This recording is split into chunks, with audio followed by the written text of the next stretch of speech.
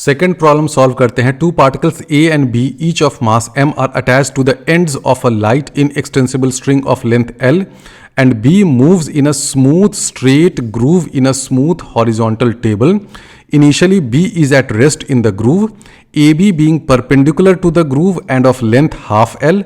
If A is projected with velocity v along the table and parallel to the groove, find velocity of B just after it begins to move. बहुत ही अच्छा question है। अगर आपने पहले question में theory और concept अच्छे से समझ लिया है तो इस क्वेश्चन को जरूर अटेम्प्ट करिए। ये पहले क्वेश्चन से थोड़ा सा डिफिकल्ट क्वेश्चन है। इस क्वेश्चन का कॉन्टेक्स्ट समझिए, इसका डायग्राम बना लीजिए अगर आप बना सकते हैं। नहीं बना सकते हैं तो मैंने जो डायग्राम बनाया है वो देख लीजिए। ए एंड बी दो पार्टिकल है, ए यहाँ पर है। इनिशियली स्ट्रिंग जो है वो स्लैक है, टाइट नहीं है।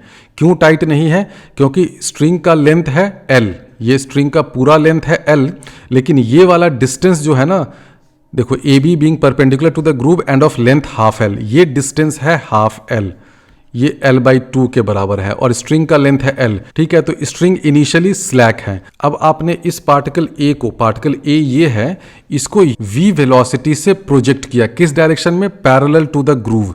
ये स्मूथ ग्रूव है जिसमें पार्टिकल B सिचुएटेड है, यानी कि पार्टिकल B जो है ना वो कंस्ट्रेंड है इसी ग्रूव में मूव करने के।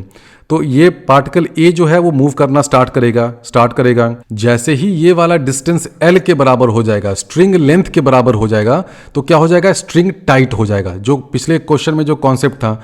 और जैसे ही स्ट्रिंग टाइट होगा तो क्या हो जाएगा? इंपल्सिव टेंशन फोर्स आएगा। तो ये जो पार्टिकल B है ये भी मूव करना स्टार्ट करेगा। क्वेश्चन आपसे यही पूछा है कि just after the instant this string becomes tight, find the velocity of B। तो बहुत अच्छा क्वेश्चन है, इस क्वेश्चन को जरूर आप सॉल्व करिए। आपको दे रखा है कि ये है v वेलोसिटी जिससे ये पार्टिकल A मूव कर रहा है।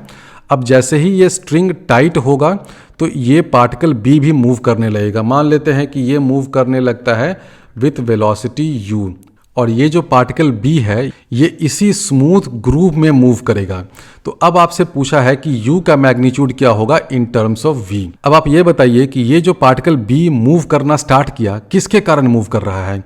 इस इम्पल्सिव टेंशन के कारण। इस इम्पल्सिव टेंशन का नाम दे दें, I कर देते हैं। पिछले क्वेश्चन में हमने T लिया था, लेकिन T डेल्टा T से कन्फ्यूजन होता है, इसलिए इस क्वेश्चन में हम लोग I ले लेते हैं, कोई फर्क नहीं पड़ता है। या T भी लीजिए, क्या फर्क पड़ता है। अच्छा, ये जो स्लैक वाला स्ट्रिंग है इसको यहाँ से हटा देते हैं, फालतू में ये है।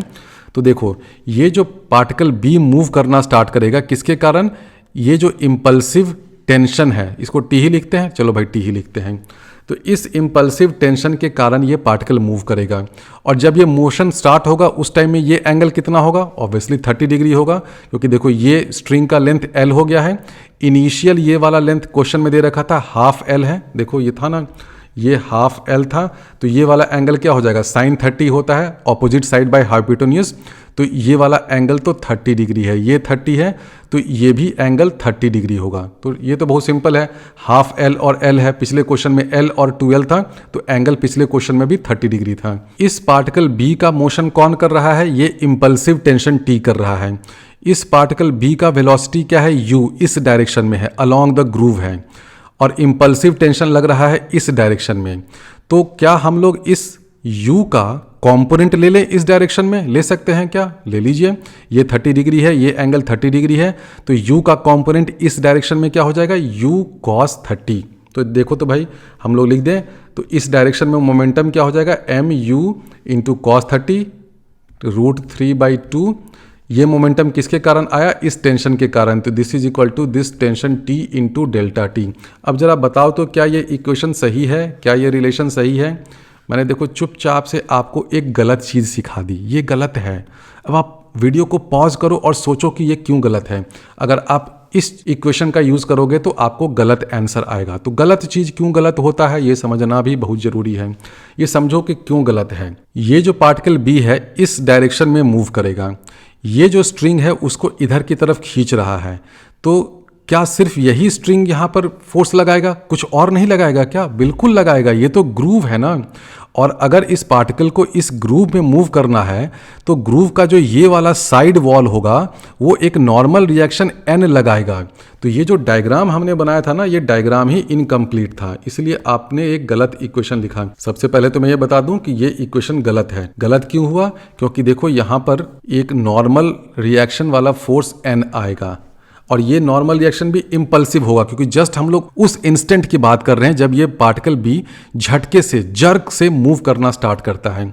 तो इम्पल्सिव टेंशन T भी आएगा और एक इम्पल्सिव नॉर्मल रिएक्शन N भी आएगा। तो अगर आप इस डायरेक्शन में अलोंग द स्ट्रिंग इक्वेशन लिखोगे ना तो आपको नॉर्मल रिएक्शन लेना पड़ेगा, क्योंकि देखो अलोंग द स्ट्रिंग इस डायरेक्शन में इस n का कंपोनेंट होगा। तो ये जो हमने इक्वेशन लिखा है ना, ये गलत है। तो इसको जरूर समझो कि ये गलत क्यों है, क्योंकि पहली बार जल्दी में मैं जब इस क्वेश्चन को सॉल्व कर रहा था तो मैंने भी गलती से यही इक्वेशन लिख दिया था और पूरा गुड़ गोबर हो गया था। तो ये गलत है। क्यों गलत है? क्योंकि देखो ये जो पार्टिकल है ये इस स्मूथ रेल, स्मूथ ग्रूव पे मूव कर रहा है। तो अगर सिर्फ ये टेंशन T होगा तब तो ये टेंशन इसको खींच के इधर ले जाएगा। तो उस टेंशन को रोकने के लिए तो एक नॉर्मल रिएक्शन फोर्स चाहिए ना। तो ये इक्वेशन लिखना सही नहीं है। तो हम लोग क्या करेंगे, हम लोग parallel to groove, parallel to smooth rail, इस डायरेक्शन में लिखो इक्वेशन ऑफ मोशन। इस डायरेक्शन में लिखने से फायदा ये होगा कि ये जो नॉर्मल रिएक्शन वाला इम्पल्सिव नॉर्मल रिएक्शन है उसका कोई कंपोनेंट ही नहीं आएगा। हम लोग ये लिखेंगे कि parallel to groove change in momentum क्या हो जाएगा, mu final momentum minus initial momentum 0 है। This is equal to tension T। देखो टेंशन T है लेकिन इसका कंपोनेंट क्या हो जाएगा, T cos 30, यानी कि T cos 30 कितना होता है, T√3/2 इंटू डेल्टा T। तो ये सही है। देखो mu is equal to T√3/2 into delta T, where T is the impulsive tension. अब ये टेंशन T यहाँ लग रहा है तो ये टेंशन T तो यहाँ भी लगेगा, क्योंकि स्ट्रिंग टाइट हो गया है। अब ये टेंशन T यहाँ पे जब लगेगा तो इसके कारण क्या होगा, ऑब्वियसली ये जो पार्टिकल A है इसकी वेलोसिटी को भी ये चेंज करेगा। कितने से चेंज करेगा? और आप ये देखिए कि ये जो स्ट्रिंग है ये टाइट हो गया है। तो ये जो पार्टिकल B है जिसका स्पीड इधर u की तरफ है, इस u का कंपोनेंट इस डायरेक्शन में क्या होगा, इस u का कंपोनेंट इस डायरेक्शन में होगा, u cos 30 हो जाएगा, होगा ना। इसका कंपोनेंट इस डायरेक्शन में, ये जो पार्टिकल है जिसका वेलोसिटी इस डायरेक्शन में u है तो वेलोसिटी का कंपोनेंट इस डायरेक्शन में क्या हो जाएगा, u cos 30। तो ये जो पार्टिकल A है इसका भी वेलोसिटी इस डायरेक्शन में क्या हो जाएगा, u cos 30 होना ही है। क्यों होना है? क्योंकि ये स्ट्रिंग को टाइट रहना है। तो अगर पार्टिकल B का वेलोसिटी का कंपोनेंट अलोंग द स्ट्रिंग है u cos 30, तो पार्टिकल A का भी वेलोसिटी का कंपोनेंट अलोंग द स्ट्रिंग क्या होगा, u cos 30, सेम होना है। तो अब हम लोग along the string particle A के लिए चेंज इन मोमेंटम लिखते हैं। पार्टिकल A का along the string initial momentum क्या है, देखो इस डायरेक्शन में लेना है और ये एंगल कितना है, ये 30 डिग्री है तो ये भी 30 डिग्री है। तो ये कितना हो जाएगा, v cos 30। Along the string particle A का, A की बात अभी हो रही है, इनिशियल मोमेंटम क्या है, m v cos 30। ये समझ में आया? इस इनिशियल मोमेंटम में माइनस कर दो आप ये t डेल्टा t, क्योंकि ये जो t डेल्टा t है ना, इतना फोर्स के कारण चेंज इन मोमेंटम, यानी कि चेंज किया ना, t डेल्टा t माइनस है क्योंकि उल्टे डायरेक्शन में है। तो इनिशियल मोमेंटम माइनस ये जो इम्पल्सिव फोर्स लगा उसका इफेक्ट, ये दोनों मिलकर के क्या दे देगा, mu cos 30। ये mu cos 30 क्यों हुआ? क्योंकि जब ये स्ट्रिंग टाइट हो जाता है तो जो A पार्टिकल है उसका अलोंग द स्ट्रिंग वेलोसिटी का कंपोनेंट क्या हो जाएगा, u cos 30 के बराबर होगा। जितना पार्टिकल B का वेलोसिटी का कंपोनेंट है अलोंग द स्ट्रिंग, उतना ही पार्टिकल A का भी होना है, तो इसका भी u cos 30 होगा। तो ये इक्वेशन समझ में आया? ये सब इक्वेशन लिखना ज़्यादा जरूरी है। ये समझ में आ गया ना? देखो ये वाला इक्वेशन। अब t डेल्टा t की वैल्यू हमें यहाँ से पता है, ये 0 को तो हटा ही दो ना, ये तो ज़बरदस्ती का है। तो t डेल्टा t की वैल्यू क्या आ जाएगी, ऊपर से हम लोग लिख सकते हैं कि t delta t this is equal to 2/√3 into mu। तो इसको आप यहाँ पे सब्स्टिट्यूट कर दो, t डेल्टा t को 2/√3 mu, तो ये क्या हो जाएगा, और m सब जगह कैंसिल कर दो तो हो जाएगा v into √3/2 minus t delta t क्या है, 2/√3 इंटू u m भी आएगा तो m तो हटा दिया है सब जगह से, this is equal to u into √3/2, this implies u is equal to 3v/7। तो ये हमने initial velocity of b find कर लिया just after the string becomes tight.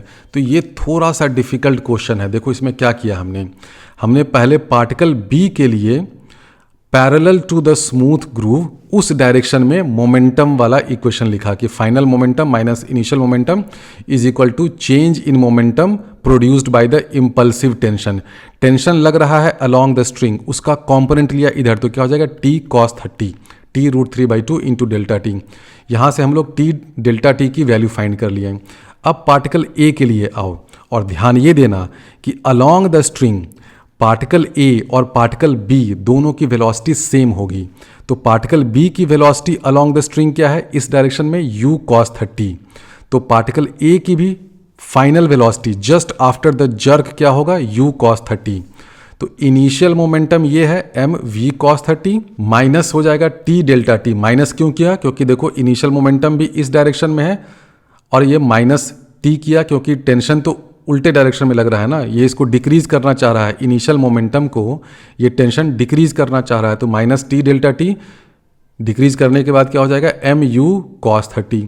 T delta T आप ऊपर से सब्स्टिट्यूट कर दो और उसके बाद एम एम सब जगह कैंसिल कर दो, तो आपको v और u में ये रिलेशन आ जाएगा। फिर आ जाएगा u is equal to 3v/7। अब अगला इंपॉर्टेंट क्वेश्चन इसमें पूछा जा सकता है कि व्हाट इज द स्पीड या what is the velocity of a just after the string becomes tight. इस a का इनिशियल वेलोसिटी क्या है? इनिशियल वेलोसिटी तो v है और किस डायरेक्शन में है? इस डायरेक्शन में है। चलो भाई तुम इधर की तरफ आ जाओ। ये हमने क्या लिख दिया? ये है इनिशियल वेलोसिटी ऑफ a। इसको चेंज कर रहा है। कौन चेंज कर रहा है? इसको चेंज कर रहा है ये टेंशन t डेल्टा t का असर। अब t डेल्टा t क्या होगा? t डेल्टा t हम लोग यहाँ से फाइंड कर रहे हैं। t डेल्टा t देखो हमने लिखा ना t into delta T, this is equal to 2/√3 into m u क्या है 3v/7। तो t डेल्टा टी की वैल्यू क्या आ जाएगी? m into 2√3/7। तो ये जो t डेल्टा टी है जो इम्पल्स प्रोड्यूस कर रहा है, वो कितना इम्पल्स प्रोड्यूस कर रहा है? m 2√3/7। यानी कि ये पार्टिकल है मास m का, इस पे इम्पल्स कितना लग रहा है? m 2√3/7 into v। यानी कि जो इम्पल्सिव टेंशन फोर्स लगा उसका असर क्या होगा, उसका इफेक्ट क्या होगा पार्टिकल A के लिए? ये इम्पल्सिव फोर्स कितना इम्पल्स प्रोड्यूस कर रहा है? m into 2√3v/7।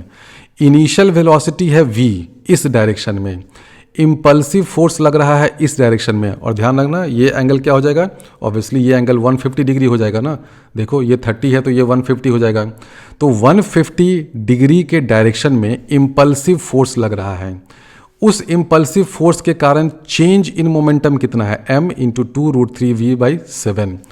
तो इस इम्पल्सिव फोर्स के कारण चेंज इन वेलोसिटी क्या हो जाएगा? 2√3v/7। आप इनिशियल वेलोसिटी और ये वाला वेलोसिटी दोनों को ऐड कर दीजिए। ये कितनी वेलोसिटी हो गई? 2√3/7v। तो फाइनल वेलोसिटी ऑफ a क्या हो जाएगा?